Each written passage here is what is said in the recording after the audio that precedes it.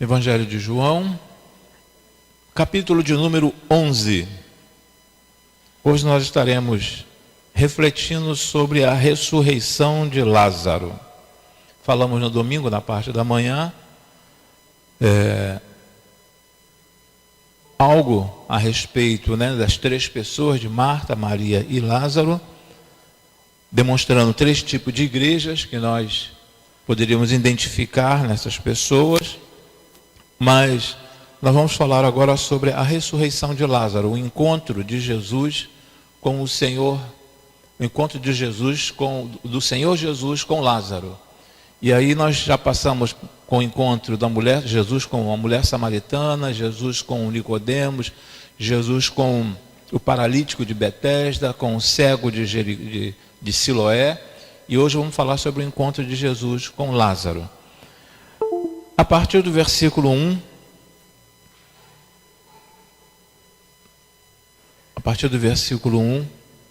isso, não está aí, João, de 1 a 3. Estava então enfermo, deixa eu acompanhar os irmãos por ali. Havia um homem chamado Lázaro, ele era de Betânia, do povoado de Maria e de sua irmã Marta. E aconteceu que Lázaro ficou doente. Os irmãos.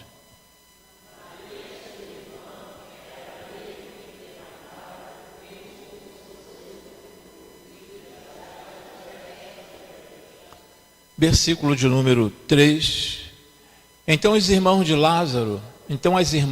Lázaro mandaram dizer a Jesus: Senhor, aquele a quem amas está doente. Somente até o versículo de número 3. Vamos orar. Senhor, queremos te render graças por mais este dia em que teus servos saíram para trabalhar, para estudar, ó Senhor, também nos afazeres domésticos, nas idas e vindas, ó Senhor Deus, nas compras. Nós te agradecemos por este dia e te agradecemos agora, Senhor, por esta oportunidade concedida a cada um de nós de estarmos aqui na tua casa, celebrando, ó Senhor, a Ti, prestando a Ti um culto, ó Senhor Deus. Muito obrigado pelos Teus servos que aqui já chegaram, ó Senhor. E te pedimos também por aqueles que estão a caminho da Tua igreja, a caminho de casa, ó Senhor, aqueles que estão trabalhando, ó Pai querido. Guarda-os e traga-os guardados e amparados por Ti. Nós te agradecemos, nós te suplicamos, em o nome por amor de Cristo Jesus. Amém e amém, Senhor. Amém, Jesus. Podem sentar, irmãos. Irmão, nós vamos para mais um encontro do Senhor Jesus. Mais um encontro. Ele encontrou primeiro com a mulher samaritana, depois encontrou com Nicodemos, encontrou com o paralítico de Betesda, depois com o cego de Siloé. E hoje é o encontro do Senhor Jesus com Lázaro.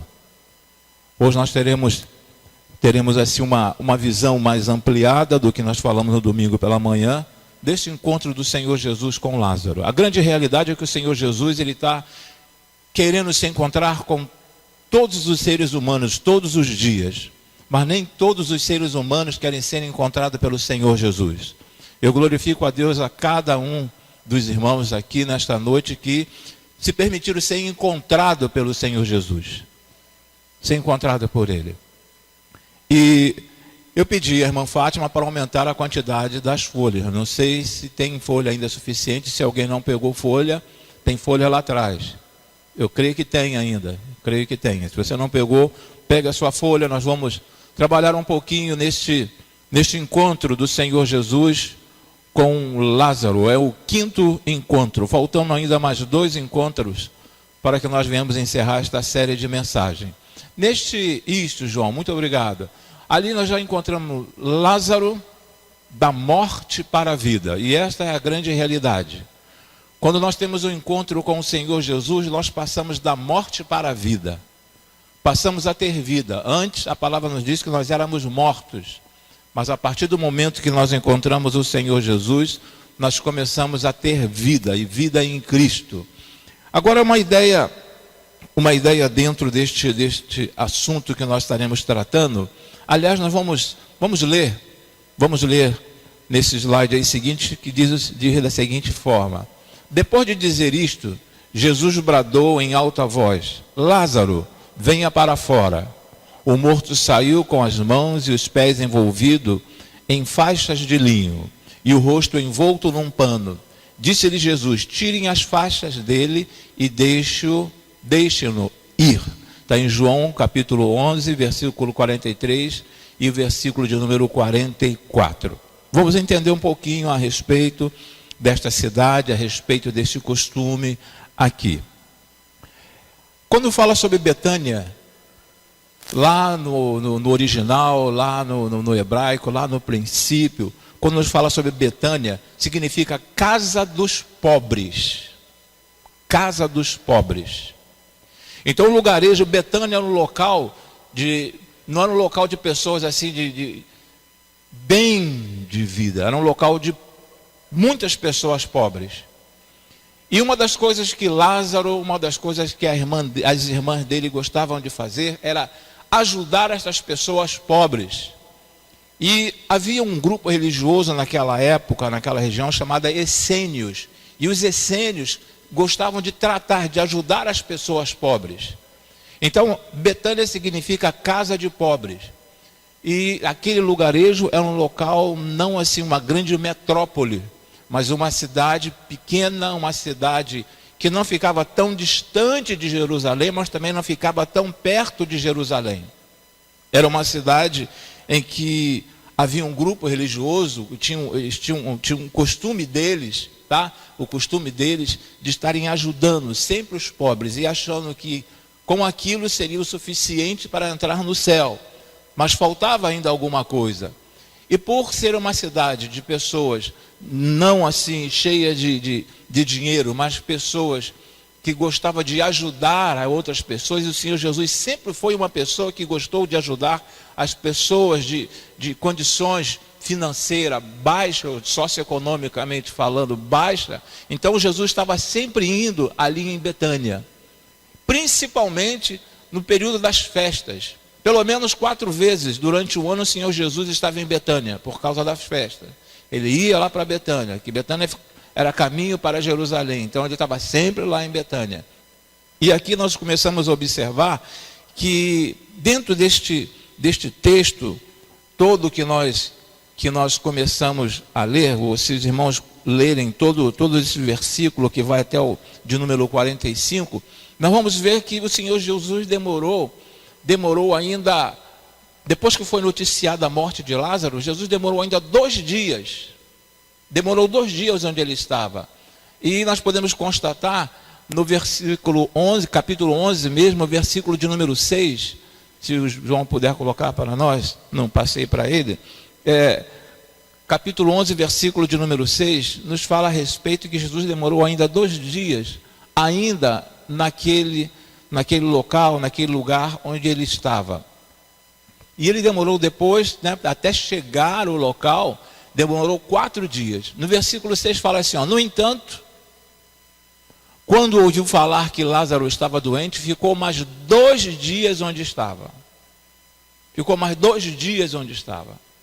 Certamente as pessoas poderiam imaginar, poxa, ele demorou, por que ele não foi de imediato? Se ele amava tanto, se ele chorou de uma forma copiosa quando tomou conhecimento da morte de Lázaro, por que ele não foi de imediato? Porque segundo o costume, já conversamos, já falamos sobre isso aqui, segundo o costume judeu, até o 3º dia, havia assim uma ideia que até o 3º dia a pessoa poderia ressuscitar. Até o 3º dia. Então observe que o Senhor Jesus chegou ali no 4º dia.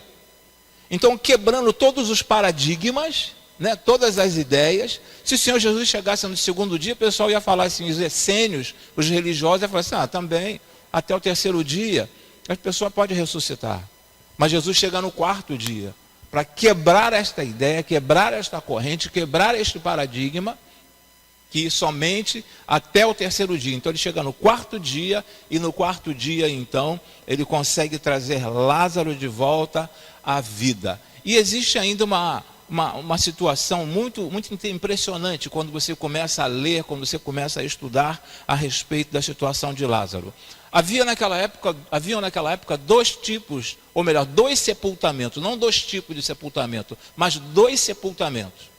O primeiro sepultamento, abria-se ali, tinha uma caverna, um túmulo ali, colocava a pessoa envolta num tecido, ou colocava um tecido por cima e colocava as pessoas naquele túmulo.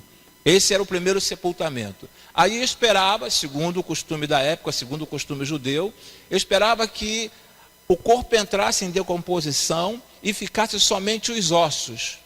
Quando ficava apenas os ossos, eles levavam para o ossuário. Era um local próprio, onde já estava algum dos familiares, alguns dos parentes. Aí colocava todo mundo juntinho ali. Mas o primeiro sepultamento era este: colocava-se num túmulo, ou numa caverna que era feita, colocava ali, quando entrava em estado de decomposição e ficava apenas os ossos, tirava-se dali tudo e juntava e colocava no ossuário. Então existia também naquela época esse tipo de curiosidade que às vezes passa desapercebido por nós. Muito bem. Tem uma frase que do pastor Carlito, ele diz, que fala o seguinte: quem é este que até os mortos lhe obedecem? Mas existem pessoas vivas que ainda relutam em obedecê-la. É impressionante essa frase do pastor Carlito. Quem é este que até os mortos lhe obedecem? Mas existem pessoas vivas que ainda relutam em obedecê-lo. Lá no capítulo 11, versículo número 1, nos fala da seguinte forma: havia um homem chamado Lázaro, que era de Betânia, do povoado de Maria e de sua irmã Marta. Ok. No encontro em Betânia, aprendemos que somos chamados da morte para a vida. Somos chamados da morte para a vida. Diante disso, vemos algumas situações, nós vemos algumas coisas. Então, no encontro em Betânia, aprendemos que somos chamados da morte para a vida. Lázaro estava morto, então foi chamado para a vida. Mas diante disso, nós vemos algumas coisas. A primeira coisa que nós podemos observar aí é que continuamos sendo seres humanos. Continuamos sendo seres humanos. Não é porque você aceitou ao Senhor Jesus, não é porque nós recebemos Jesus como nosso Salvador, que estaremos assim imune a qualquer tipo de dificuldade. Vamos continuar sendo seres humanos. Então lá no próprio capítulo 11 nos fala a respeito disso, no versículo 1 nos fala a respeito disso, ou todo o capítulo 11 nos fala a respeito disso. Somos propensos a pegarmos ou contrairmos algum tipo de doença por questões de idade, pode ser por fator idade. Podemos contrair uma enfermidade devido à mordomia do corpo, que para muitos nutricionistas há uma necessidade de uma reeducação alimentar, porque muitos de nós abusamos do alimento, de determinados alimentos. Então podemos contrair uma enfermidade por causa desse mau hábito alimentar. Podemos contrair uma enfermidade devido a alguma fatalidade no corpo. Então, dentro desta ideia aqui, chamados da morte para a vida, nós continuamos sendo humanos. Nós não somos extraterrestres. Nós continuamos, nós estamos, mas pastor, agora eu sou evangélico, como que pode isso acontecer na minha vida? Irmãos, enquanto nós estivermos aqui neste mundo, a palavra nos diz que o mundo jaz no maligno. Aqui existe o pecado, então enquanto nós estivermos aqui, nós estamos sujeitos a contrair algum tipo de enfermidade ou alguma coisa, alguma situação adversa em nossas vidas. Mas só que o Senhor Jesus, ele fala assim: tem de bom ânimo, porque eu venci o mundo. Nós temos alguém que luta, alguém que está ao nosso lado, alguém que está lá sempre conosco. Então, quando nós observamos aqui que somos chamados da morte para a vida, continuamos sendo seres humanos. Nós continuamos dentro desta ideia aqui. Nós não nos tornamos super crentes. Não ficamos assim, pessoas, como eu poderia dizer, porque eu sou um super crente, eu sou cheio do Espírito Santo e eu não vou contrair nenhuma enfermidade. Não. Estamos sujeitos a contrairmos algum tipo de enfermidade. Existem grupos que dizem que, olha só, se você está enfermo é porque alguma coisa aconteceu contigo. Então você não pode ficar doente, você não pode ficar sem dinheiro. Então nós continuamos, somos pessoas salvas, somos pessoas de duas famílias, igual falamos no domingo pela manhã, né? Pertencemos à família biológica e uma família espiritual, mas mesmo pertencendo a uma família espiritual, nós estamos e somos sujeitos a algumas situações adversas em nossas vidas. E aqui neste quadro aqui, nós começamos a observar que Lázaro, Maria e Marta, elas tinham assim, uma certa aproximação com o Senhor Jesus. Lázaro não era para morrer, mas morreu. Por quê? Porque era um ser humano. Ele era um ser humano. Aí nós continuamos observando que dentro desse estudo nos fala assim, e aconteceu que Lázaro ficou doente. Lázaro ficou doente. Se Lázaro, ele era uma pessoa ligada ao Senhor Jesus, se Marta era uma pessoa bem próxima ao Senhor Jesus, se Maria era uma pessoa tão próxima ao Senhor Jesus, por que Lázaro ficaria doente então? Existiam várias pessoas, mas o Senhor Jesus ele estava constantemente nesta casa. Mas só que nós precisamos entender isto. E as pessoas às vezes falam assim, por que isso vem acontecer comigo? Por que eu fiquei enfermo? Eu sou um cristão, eu sou um servo fiel, eu sou dizimista. Mas você continua sendo um ser humano. Nós ainda não saímos deste corpo, não saímos deste mundo, não fomos levados para o céu ainda. Então a palavra nos fala que Lázaro ficou doente. E continuando no versículo de número 1, fala assim, havia um homem chamado Lázaro, ele era de Betânia, do povoado de Maria e de sua irmã Marta. E aconteceu que Lázaro ficou doente. Maria, sua irmã, era a mesma que derramara perfume sobre o Senhor, ele enxugara os pés com os cabelos.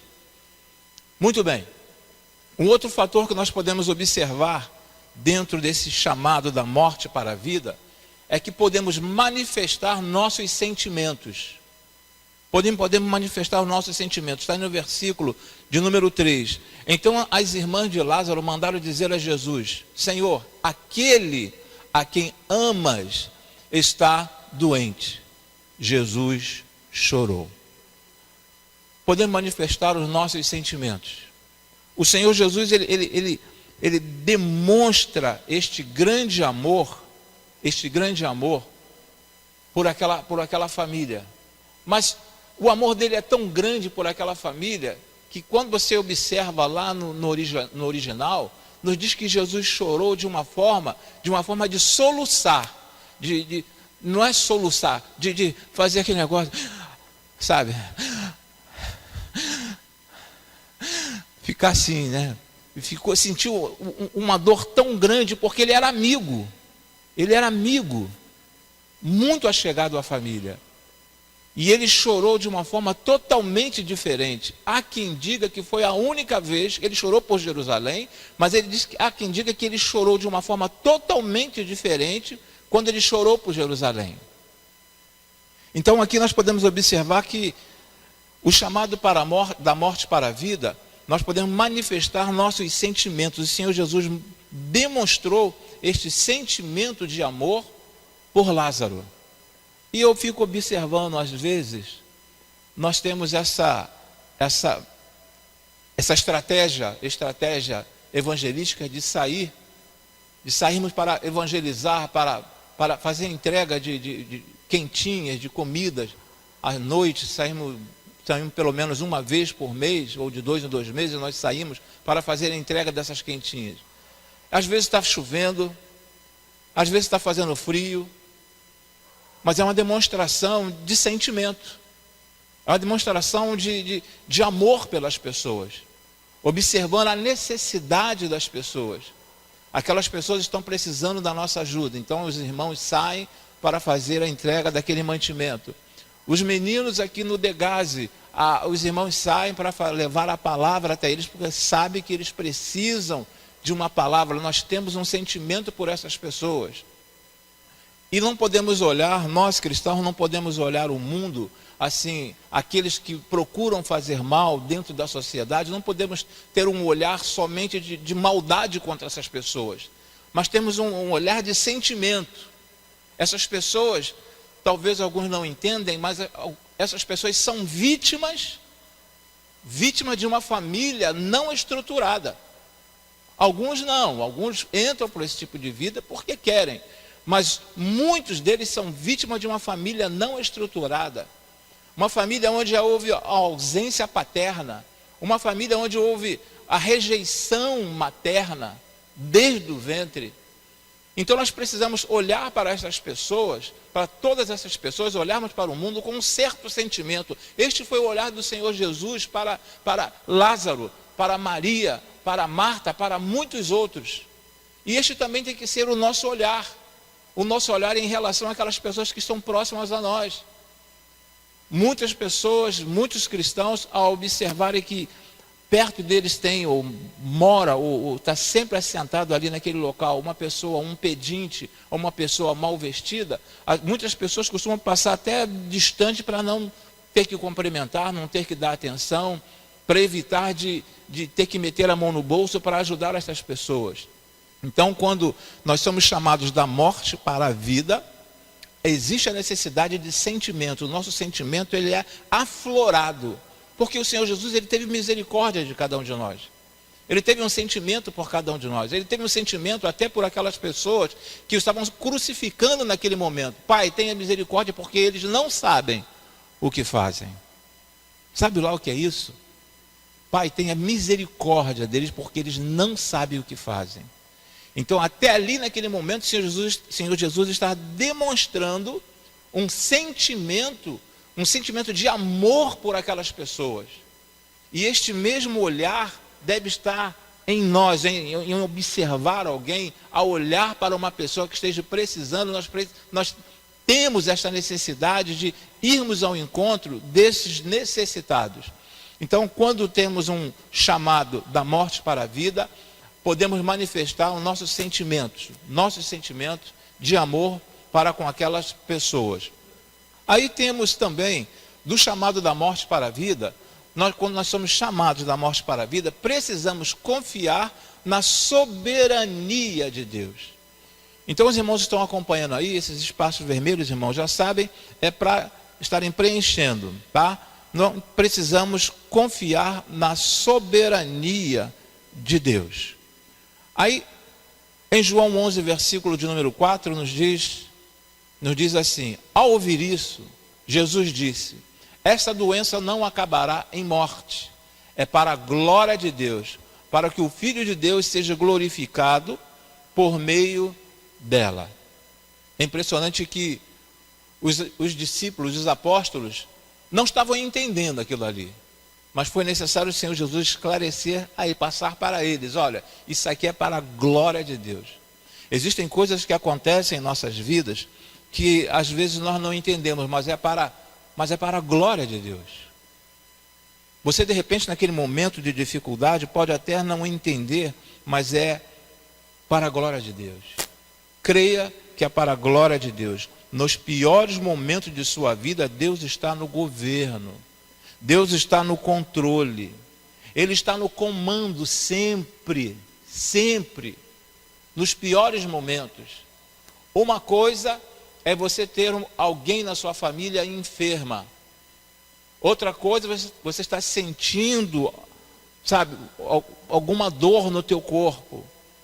Uma outra coisa é você passar por uma dificuldade financeira. Agora, uma outra coisa é quando alguém da nossa família morre. Quando alguém da nossa família morre.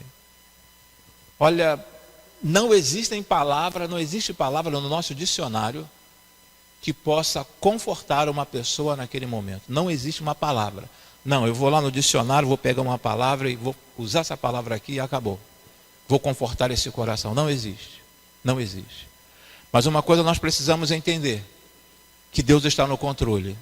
Eu fico imaginando Marta e Maria e algumas pessoas próximas enrolando o corpo de Lázaro e olhando para ver se Jesus estava chegando. Envolvendo o corpo de Lázaro e olhando se Jesus estava se aproximando. E na medida que elas iam envolvendo o corpo de Lázaro com aquele tecido, pensando no seu coração: Meu Deus, por que Jesus não chega? Por que Jesus não chega? Por que Jesus não chega? E estão enfaixando, estão enrolando, estão envolvendo Lázaro e olhando e na expectativa da chegada do Senhor Jesus. Mas só que nós precisamos entender da soberania de Deus. O que Deus quer fazer, o que Deus está fazendo, que Deus está no controle da nossa vida. Nós não fomos jogados, nós não fomos deixados, nós não fomos largados aqui neste mundo. Nós fomos chamados para fazermos parte da família de Deus. E uma vez que nós fazemos parte da família de Deus, nós temos alguém que toma conta de cada um de nós 24 horas por dia. Existe um soberano sobre nossas vidas. E naquele momento, lógico, o sentimento, o lado humano, bateu bem forte em Marta e Maria, porque elas estavam assim, sabe, por quê? E sempre o porquê. Por que Jesus não chegou? Por que Jesus, eu não vejo Jesus ainda? Por que eu não estou vendo Jesus lá longe, não estou vendo a poeira? Por que eu não estou vendo Jesus junto com as outras pessoas vindo para cá, para Betânia? Então, quando nós somos chamados da morte para a vida, nós precisamos entender e saber que existe um soberano sobre a nossa vida. Existe alguém que toma conta de cada um de nós. Existe alguém que está no controle da nossa vida. E aquelas irmãs, faço uma ideia do desespero delas. Meu irmão morreu. O único homem da família. Duas mulheres e um homem. O único homem da família. E agora? Como vai ser a nossa vida? Perdemos o nosso irmão. Nós perdemos um irmão que nós tanto amávamos. Tanto queríamos ele ao nosso lado. Não apenas por questão financeira, como vai ser a nossa vida daqui para frente, mas perdemos alguém que nós amamos. E só quem já perdeu alguém da família é que sabe a dimensão, o tamanho da dor. E ainda mais quando é um pai, quando é uma mãe, quando é um irmão, quando é um filho. Nós sabemos, podemos, não tem como medir, não tem como medir o tamanho, a dimensão desta dor. E nessa situação aqui, as irmãs estavam envolvendo o corpo daquele ente querido e pensativa. Por quê? Jesus ainda não chegou. Eu confesso aos irmãos, já falei isso aqui na igreja, que sempre quando eu vou a um sepultamento, lógico que eu não oro em voz alta, o que eu oro conversando com o Senhor Deus. Mas eu sempre falo, Senhor, se for da tua vontade, tu tens condições de levantar essa pessoa. Eu sempre oro nesse sentido. Sempre oro. Mas eu não vou chegar e vou orar, né? Senhor, olha, assim como ressuscitaste Lázaro, eu quero te pedir em nome de Jesus que ressuscite esse homem, que ressuscite essa mulher. Porque você pode gerar uma situação, um clima extremamente desagradável, igual já aconteceu, de um conhecido chegar e segurar aquele cadáver, balançar o cadáver. Você tem que, em nome de Jesus, você tem que ressuscitar. Em nome de Jesus, você tem que ressuscitar. E continuou lá assim, só espalhou as flores, mas não ressuscitou. Mas eu creio, todo sepultamento que eu vou, eu falo, Senhor, se for para a honra e glória do teu nome, que essa pessoa torne a viver. Então nós precisamos entender e aceitar a soberania de Deus. E às vezes nós falamos, morreu. Mas eu tenho que olhar para um fato bíblico, que aconteceu, que não é história. É algo real. É algo que aconteceu. Então, eu não sei qual o tipo de dificuldade que você está experimentando, que você está vivenciando, mas creio que o Senhor está no controle de tudo. Às vezes nós não entendemos o porquê aquilo está acontecendo. Eu não entendo por que está acontecendo, mas Deus está no controle. Em algumas situações, Deus até permite que você seja levado a um leito hospitalar, porque Ele quer puxar o freio de mão, que você está indo rápido demais. Então Deus puxa um freio de mão, para que você fique ali um pouco, para que você descanse um pouquinho naquele local, para que você reflita um pouco a respeito da sua vida, para tranquilizar um pouco a sua mente, E aí depois ele te tira daquela situação ali, retira você e coloca no estado, uma situação novamente normal. Quando nós somos chamados da morte para a vida, existe um outro fator também. Precisamos acreditar no incondicional amor de Deus. No incondicional amor de Deus. Precisamos acreditar no incondicional amor de Deus. No versículo de número 5 nos diz assim: Jesus amava Marta, irmã dela, e Lázaro. Então precisamos acreditar no incondicional amor de Deus. Aqui nós podemos observar que existiam aqui os amáveis, e um dos amáveis era Maria. Nós podemos identificar assim, Maria como uma das amáveis. Os agitados, as Martas da vida. E podemos observar também aqueles casos perdidos. Um caso perdido aqui era Lázaro, porque já estava morto. E isso também nós podemos observar nos nossos dias. Aqueles que são amáveis. Nós podemos observar aqueles que são os agitados. E às vezes nós observamos pessoas e falamos assim: isso aqui não tem mais jeito. Isso aqui é um caso perdido. Quantos pais, quantas mães, quantos filhos olham para os seus entes queridos e falam: esse aqui não tem mais jeito. Isso aqui é um caso perdido. Isso aqui é um caso perdido. Isso aqui é um caso perdido. Pastor, olha, eu já cansei de orar por essa pessoa. Às vezes é um pai, às vezes é uma mãe, às vezes é um esposo, às vezes é uma esposa, às vezes é um filho. Mas nós precisamos acreditar no incondicional amor de Jesus. O que Jesus ele é capaz de fazer quando nós estamos numa situação bem difícil. Bem difícil. A Bíblia é tão clara em João 3,16, quando diz que Deus amou, e esse amor é um amor totalmente diferente de todos os outros tipos de amores que existem, que possam existir na face da terra. Deus amou. Então, quando nós olhamos para esta situação, quando nós somos chamados da morte para a vida, precisamos acreditar no incondicional amor de Deus. Aquela pessoa está passando por alguma dificuldade, mas Deus a ama. Deus a ama.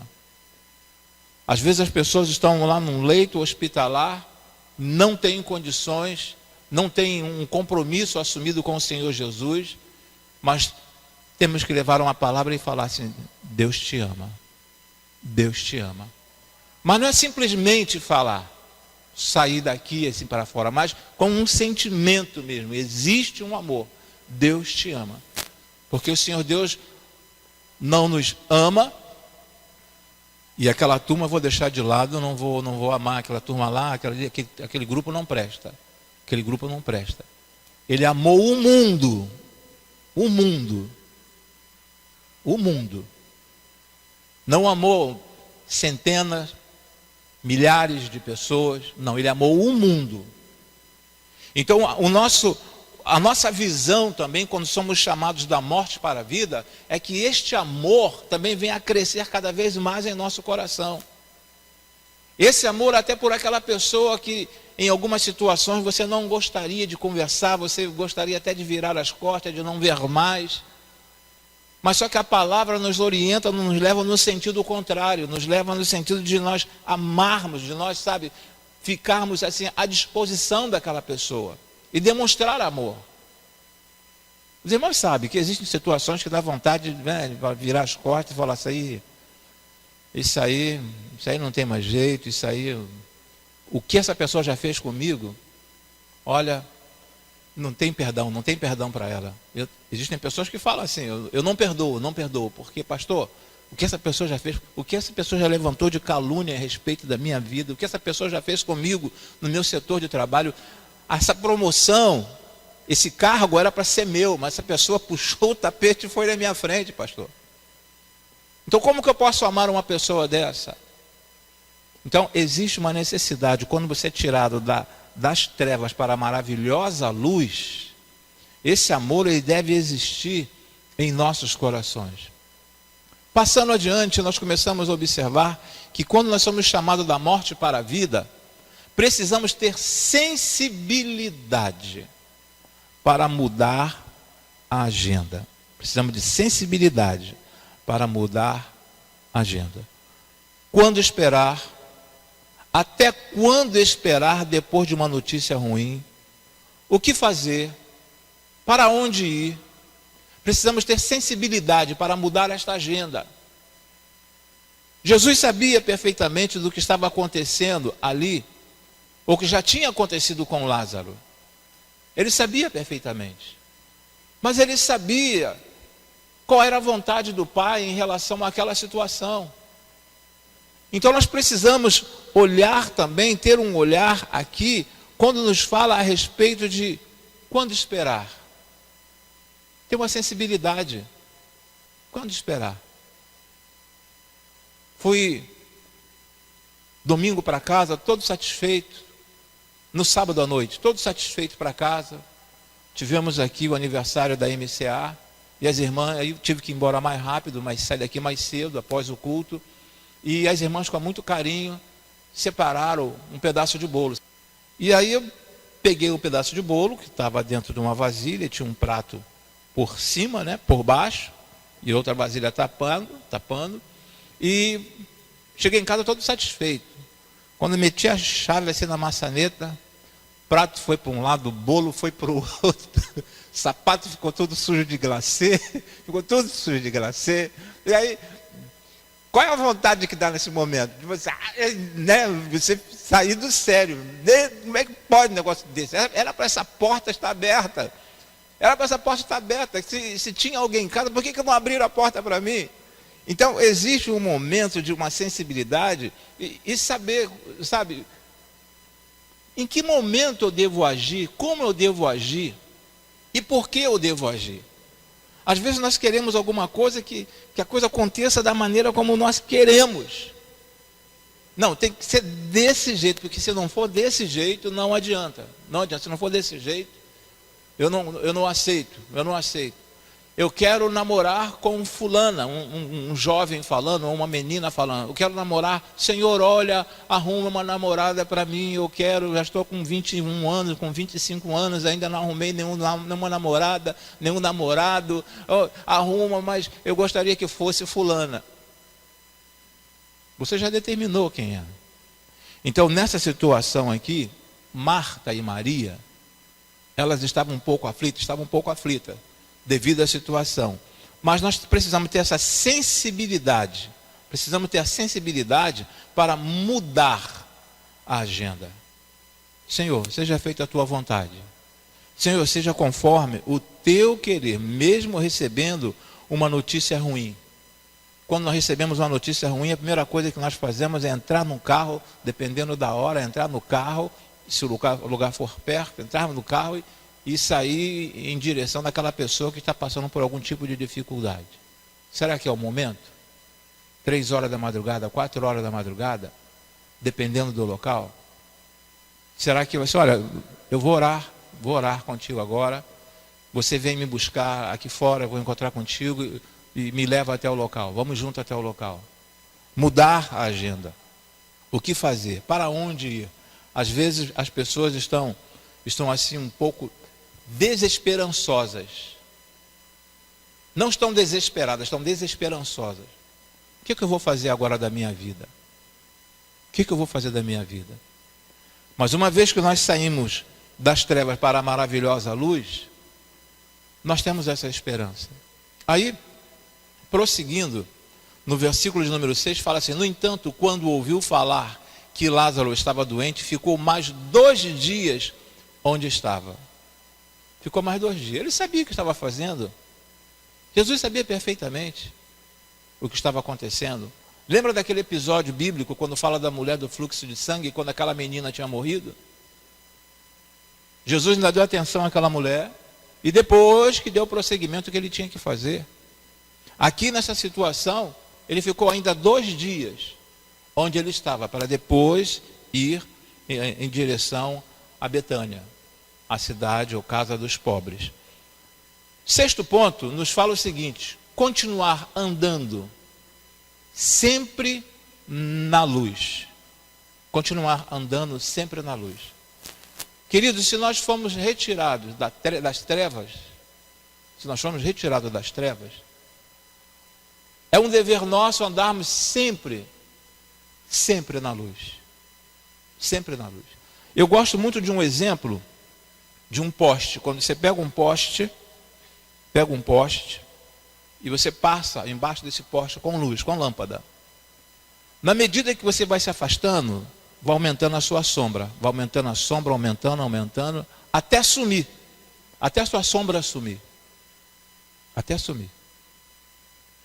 Na medida que o ser humano, à medida que o cristão vai se afastando do Senhor Deus, se afastando do Senhor Jesus, é como se essa sombra também fosse se afastando. E algumas coisas podem acontecer. Você sai daquele foco de luz e começa a entrar por uma escuridão. Aí está arriscado a tropeçar, está arriscado a acontecer alguma coisa totalmente desagradável a você. Então é nunca sair do foco dessa luz, que é o Senhor Jesus. Está difícil, mas estou firmado no Senhor. No versículo 7 até o versículo de número 9, nos fala assim, ó: depois disse aos seus discípulos: vamos voltar para a Judeia. Estes disseram: mestre, há pouco os judeus tentaram apedrejar-te, e assim mesmo vai voltar para lá? Jesus respondeu: o dia não tem 12 horas? Quem anda de dia não tropeça, pois vê a luz deste mundo. Quando andam de noite, tropeça, pois nele não há luz. Então o que precisamos fazer? Está difícil? Às vezes as coisas não estão acontecendo da forma, do jeito que você gostaria que acontecesse, mas permaneça debaixo dessa luz. Esteja debaixo dessa proteção. O povo de Israel, quando estava pelo deserto, caminhando pelo deserto, enquanto estava aquela nuvem aquela torre de fogo, vamos dizer assim, aquela nuvem de fogo sobre eles, estava iluminando por onde eles deveriam passar, onde eles teriam que passar, por onde eles deveriam ir, estava clareando, estava dando um sentido, mostrando o local por onde eles deveriam percorrer. Se o Senhor tirasse aquela nuvem de fogo, aquela coluna de fogo, ficaria difícil para eles caminharem à noite. Mas o Senhor colocou aquela ali para poder ajudar os seus filhos, ajudar os seus servos. E Ele continua até hoje, falando assim: olha, eu sou a luz do mundo. Eu sou a luz do mundo. Eu sou a luz do mundo. Só anda em trevas quem quer. Mas eu sou a luz do mundo. Então, nesta situação aqui, quando nós observamos a situação de Marta e Maria, elas estavam ansiosas pela chegada, aguardando a chegada do Senhor, mas já estavam um pouco temerosas, porque já estavam colocando Lázaro no túmulo. No 7º ponto, nos diz o seguinte: precisamos ir em direção à dor das pessoas. Precisamos ir em direção à dor das pessoas. Do versículo 11 ao versículo 15 nos fala desta forma: depois de dizer isto, prosseguiu dizendo-lhes: nosso amigo Lázaro adormeceu, mas vou até lá para acordá-lo. Seus discípulos responderam: Senhor, se ele dorme, vai melhorar? Jesus tinha falado de sua morte, mas os seus discípulos pensaram que eles estavam falando simplesmente do sono. Então lhes disse claramente: Lázaro morreu, e para o bem de vocês estou contente por não ter estado lá, para que vocês creiam. Olha só, para que vocês creiam. Mas vamos até lá. É interessante que quando nós observamos esse fator aqui da dor, nós que podemos ter alguém em casa ou visitar alguém que não esteja bem de saúde, uma das coisas que eu já falei aqui são cinco situações em quem está passando por algum tipo de enfermidade. 5 situações. A primeira é a da negação. Quando a pessoa recebe a notícia que está enferma: não, eu não estou, houve um erro médico aqui, eu vou fazer um outro exame, não, eu não estou, eu não aceito, está repreendido, em nome de Jesus. Há uma negação. Esse é o primeiro sentimento de quem está enfermo. É o sentido da negação. O segundo estágio já é um estágio de raiva. Raiva de tudo e de todos. Às vezes você quer ajudar aquela pessoa, mas aquela pessoa rejeita a tua ajuda. Quem está acostumado a visitar pessoas nos hospitais, você pergunta se a pessoa quer oração, ela fala, não quero oração não. Mesmo naquela situação deplorável ali, de enfermidade, mas não quer oração. Por quê? Porque entrou nesse estágio da raiva. E nesse estágio da raiva, às vezes, fica até com raiva de Deus. Quando você fala assim, olha, Deus sabe de todas as coisas. Que Deus sabe de todas as coisas? Se Deus soubesse de todas as coisas, eu não estaria nessa situação. É um estágio da raiva. E é onde nós precisamos entender. Entender. É algo que faz parte do nosso dia a dia. O primeiro estágio é o da negação, o segundo estágio é o da raiva. Um terceiro estágio, quando uma pessoa está doente, dependendo da pessoa, é o da barganha, da troca. Ela se apega a tudo. Tudo que você oferecer, ela aceita. Tudo. Se chegar ali uma pessoa com uma determinada religião e falar a respeito da religião que eles seguem, aquela pessoa, quando eu sair daqui eu vou fazer isso, pode contar que eu vou fazer isso. Porque é um momento de barganha, um momento de troca. Se chega com uma outra religião, outro credo religioso, a pessoa vai e aceita. Agora, quando você chega com o evangelho e a pessoa fala assim, não, eu aceito, aí você fala assim, olha, se você aceita, é de todo o teu coração, então você pode repetir comigo? Você repete comigo a oração? Vamos fazer uma oração, já que você está fazendo uma entrega da tua vida ao Senhor Deus? Vamos orar? Vamos orar? E a pessoa vai e ora, e repete a oração. Vê a situação dos dois ladrões na cruz? Um fala assim, se fosse filho de Deus mesmo, nós não estaríamos aqui nessa situação. Nem ele estaria nessa situação, se fosse filho de Deus. Mas o outro ladrão, o que falou? Olha. Aí Jesus olha para aquele homem e fala assim, olha, ainda hoje estarás comigo no paraíso. Porque aquela pessoa acreditou verdadeiramente. Então existem 5 situações. A primeira situação é da negação, a segunda situação é da raiva, a terceira situação é a da troca ou da barganha, a quarta situação de quem está enfermo é a depressão. Isso é algo, irmãos, que nós precisamos quase que anotar num caderninho, porque constantemente nós estamos com esse tipo de pessoas. Constantemente nós estamos com enfermos, lidando com enfermos. E precisamos, saber em que momento, em que quadro essa pessoa se encontra.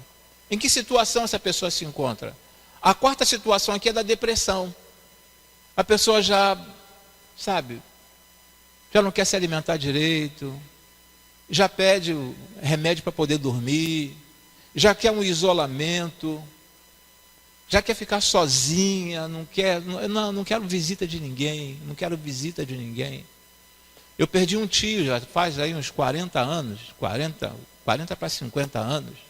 Não vou falar mais adiante, porque aí vocês vão saber mais ou menos da minha idade. Então, de 40 para 50 anos, que ele não queria visita de ninguém mais.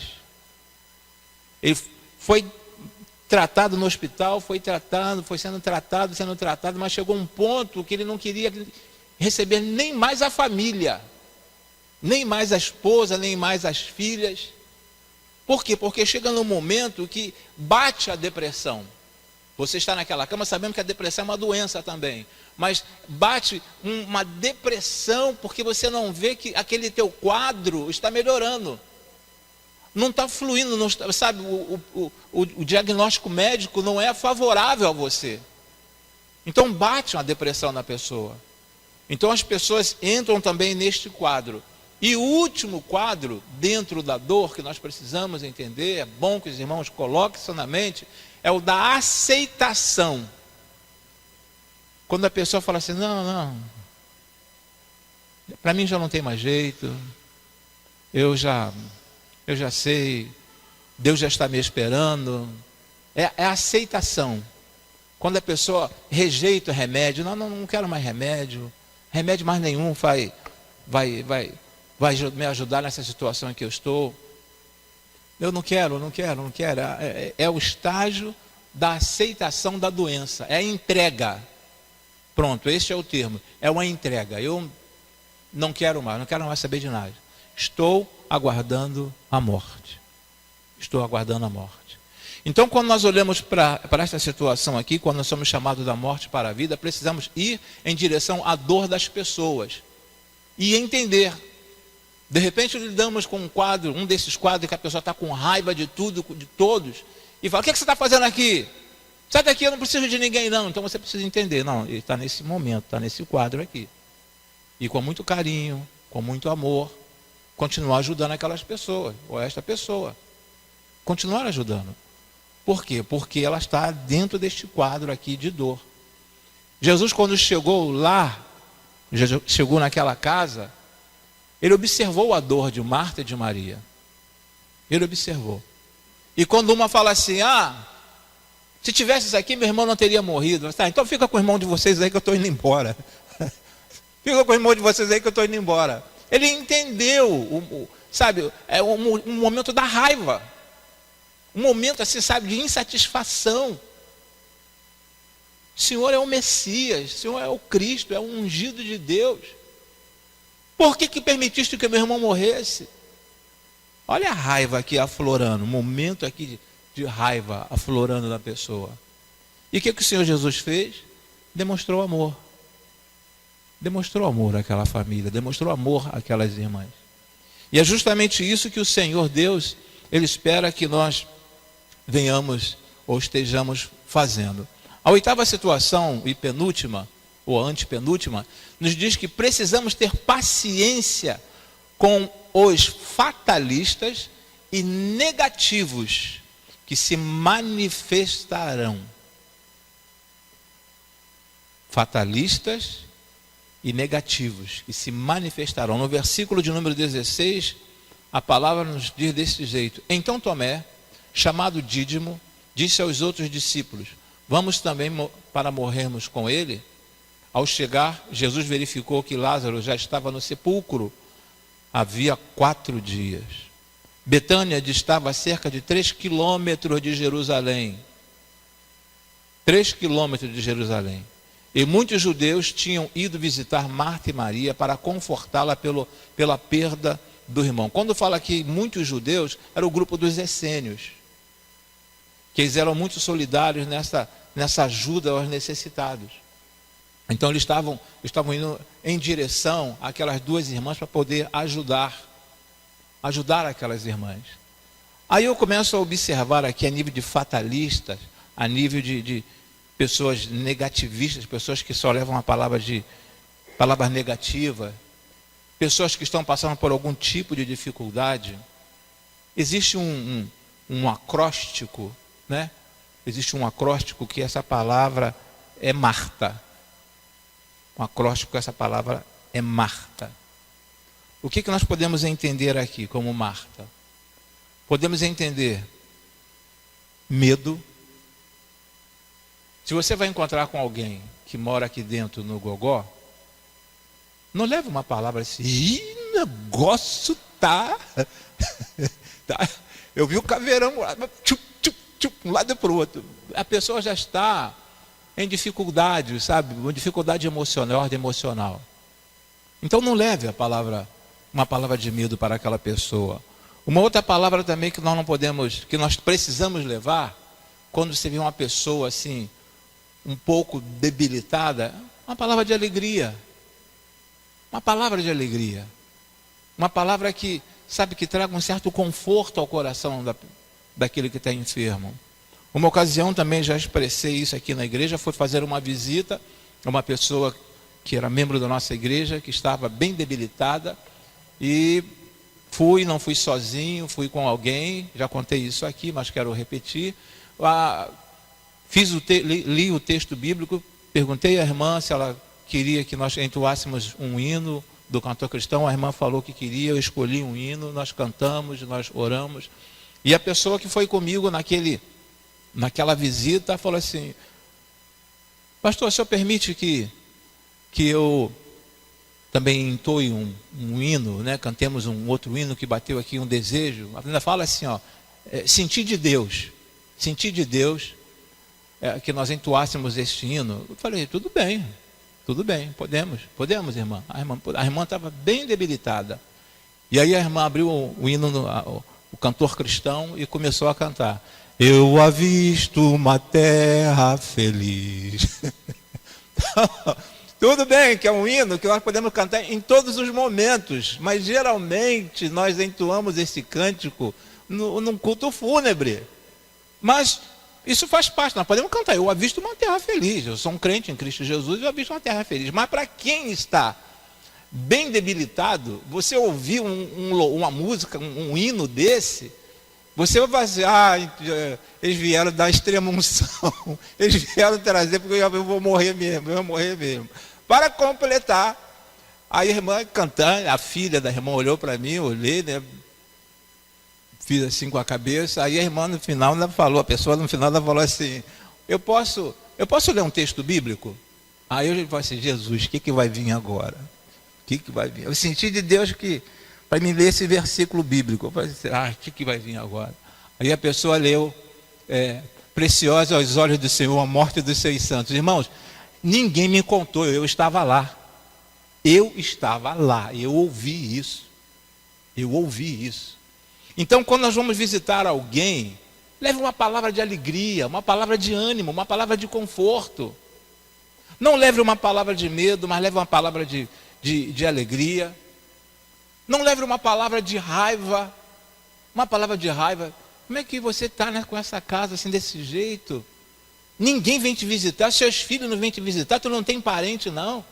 Onde estão seus parentes que não vê você nesse estado aí, nessa situação? Não leva uma palavra desse tipo. Então, falando sobre os fatalistas e falando sobre o lado negativo. Ok?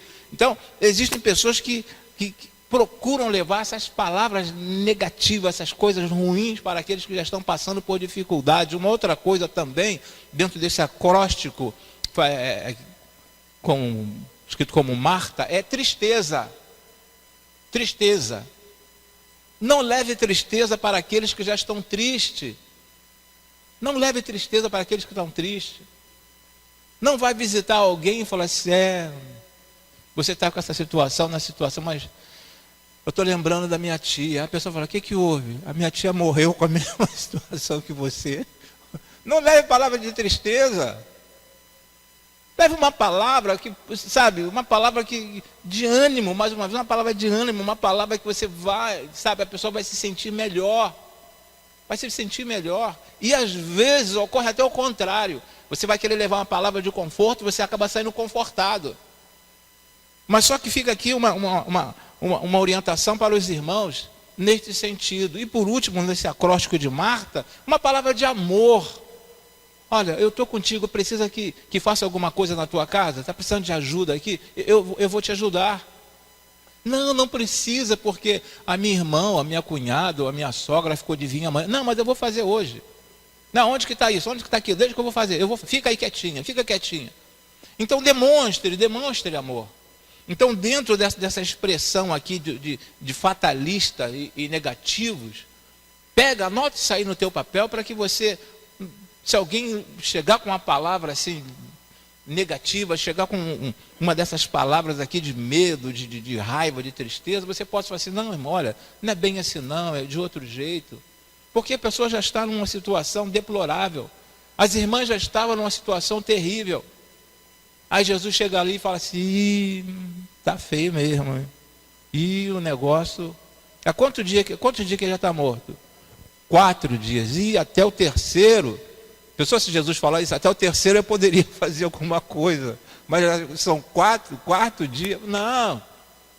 Jesus falou logo para os discípulos dele, olha, foi bom quando nós estivesse lá.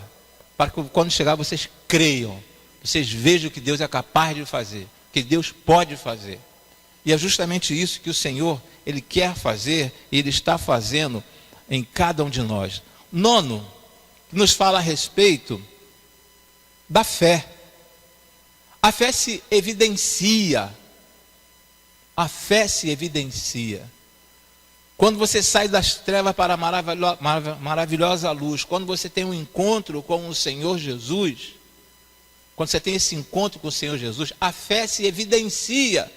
No versículo 20 e versículo 21 fala assim: quando Marta ouviu que Jesus estava chegando, foi encontrá-lo, mas Maria ficou em casa. Disse Marta a Jesus: Senhor, se estivesse aqui, meu irmão não teria morrido. Mas sei que, mesmo agora, Deus dará tudo o que pedires. Olha a fé aí. Olha a fé aí. Mesmo já no quarto dia. Mas sei que, mesmo agora, Deus te dará tudo o que pedires. A evidência da fé. As coisas não estão transcorrendo do jeito como você gostaria que transcorresse. Fé. Demonstração de fé.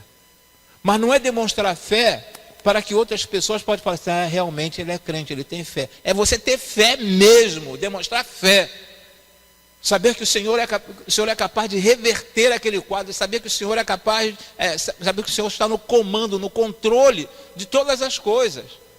É ter fé. Está difícil hoje, mas eu sei que vai melhorar. 40 anos de peregrinação pelo deserto, mas o Senhor vai nos levar para a terra prometida. Por quê? Porque Ele prometeu. Isso é fé. Isso é fé. Ninguém vai entrar na terra prometida. Por que parte deles não entraram? Pela falta de fé. Pela falta de fé. Mas quando você mantém a tua fé viva, a tua fé, sabe assim, praticamente inabalável, meu irmão, vai igual aquele louvor que existe, que o vento sopra e me balança para lá e para cá, mas eu não caio não, e não saio do lugar. Você mantém a fé no Senhor. Sabe que um dia Ele estará trabalhando e mantendo você dentro daquela situação, dentro daquele quadro que você tanto gostaria de experimentar. Marta respondeu: eu sei que vai ressuscitar na ressurreição do último dia. Está em João 11, versículo de número 24. Marta respondeu: eu sei que ele vai ressuscitar na ressurreição do último dia. Disse-lhe Jesus, já no versículo 25 e 26, eu sou a ressurreição e a vida. Aquele que crê em mim, ainda que morra, viverá. E quem vive e crê em mim, não morrerá eternamente. Você crê nisso? Ela lhe respondeu: sim, Senhor. Eu tenho crido que tu és o Cristo, o Filho de Deus, que devia vir ao mundo. E depois de dizer isto, foi para casa e, chamando à parte Maria, disse-lhe: o mestre está aqui e está chamando você. Ao ouvir isto, Maria levantou-se depressa e foi ao encontro dele, que está aí no versículo 28 e 29. Depois de dizer isto, Jesus bradou em alta voz: Lázaro, venha para fora. O morto saiu com as mãos e os pés envolvidos em faixas de linho e o rosto envolto num pano. Disse-lhe Jesus: tirem as faixas dele e deixem-no ir. Isso é fé, irmãos. Como? Raciocine comigo. O fato da pessoa já estar morta num local, segundo o entendimento deles, já no quarto dia não tinha mais condições. Então, só com fé mesmo que poderia entender que Jesus sairia. Que Lázaro sairia.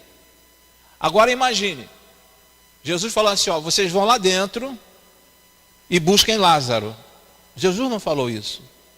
Jesus bradou e falou assim: Lázaro, venha para fora. Pessoa toda envolta num pano, e vem para fora. Isso é fé. Isso é fé. Fé de quem? Fé do morto? Não. Fé das irmãs. As irmãs tiveram fé.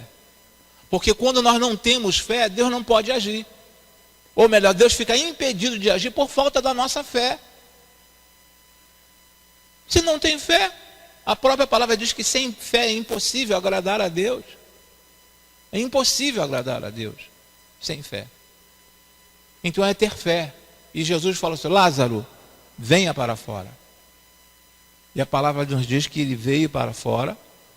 E aí fala assim: agora, tire as faixas dele. Agora sim, vocês ajudem a tirar essa faixa, porque ele está sem poder tirar as faixas. Vocês tirem a faixa dele.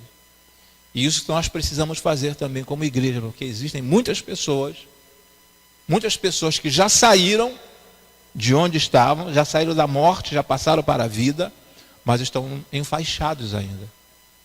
Nós precisamos ajudar essas pessoas. E a tendência de muitos cristãos é falar assim: não liga não, que ele é um crente fraco, só pega no tranco, liga não, larga para lá, larga de mão, aquilo ali foi fogo de palha. Não, muito pelo contrário. Nós precisamos ajudar, nós temos que ajudar essas pessoas que estão precisando de cada um de nós. E existem pessoas até dentro da nossa igreja que precisam de ajuda. Estão precisando de ajuda. Ah, já conhece a palavra, pastor, já conhece a palavra. Não está aqui porque, desculpe o termo, é falta de vergonha na cara, por isso que não está aqui. Negativo. São pessoas que estavam lá dentro do túmulo, o Senhor tirou para fora, trouxe para a maravilhosa luz, mas são pessoas que ainda estão presas. E nós precisamos ajudar essas pessoas. Por último, já aqui, por último que eu falo, número 10, nos fala assim: é preciso tomar decisões sábias. É preciso tomar decisões sábias. Do versículo 45 e 46, muitos dos judeus que tinham vindo visitar Maria, mais uma vez aqui falando, eram os essênios, vendo o que Jesus fizera, creram nele. Mas alguns deles foram contar aos fariseus o que Jesus tinha feito. Então um deles, chamado Caifás, que naquele ano era o sumo sacerdote, tomou a palavra e disse: nada sabeis, não percebeis que vós é melhor que morra um homem pelo povo do que não pereça toda a nação? Então nós começamos a observar aqui e ver também que é preciso tomar decisões. Precisamos tomar decisões quando nós olhamos e vemos que alguns irmãos estão precisando da nossa ajuda. Às vezes precisamos tomar decisões para depois comunicar a alguém. Tem irmãos aqui na igreja que às vezes chegam: pastor, eu fiz isso assim, assim, assim, assim. Eu falei: amém. Tomou uma decisão. Eu não estava no momento. E tomou uma decisão sábia. E às vezes precisamos tomar algumas decisões sábias, mas precisamos tomar decisões. Mesmo estando sozinho. Pastor Cláudio Augusto não está aí, que é o vice-presidente. Pastor Cláudio Santana não está aí. Mas nós precisamos fazer alguma coisa, nós temos que fazer alguma coisa. Ah não, espera eles chegarem. Quando eles chegarem, eles vão tomar decisão. Não, vamos tomar decisão. Temos que tomar decisão. Reúne, né, um grupo de liderança e toma decisão. O que não podemos fazer é ficar de braços cruzados, sem tomarmos uma decisão. Vocês vão lá agora, desata-o, livra-o daquela situação e deixa que ele saia. A palavra nos orienta, irmãos. Nós poderíamos observar alguns outros fatos aqui dentro do assunto de Lázaro, mas dentro do nosso estudo é exatamente isso que eu tinha que trazer para os irmãos, e esperando que os irmãos tenham entendido perfeitamente, entendido todo esse contexto aqui, perdoe até pelo avançar da hora, todo esse contexto, e entender principalmente a situação de quando você se deparar com alguém enfermo, ou então o que você vai falar àquela pessoa que está doente. O que você vai falar para aquela pessoa que está doente. Que o Senhor continue nos abençoando. Na semana que vem nós vamos falar sobre o encontro de Jesus com os discípulos, se o Senhor assim permitir.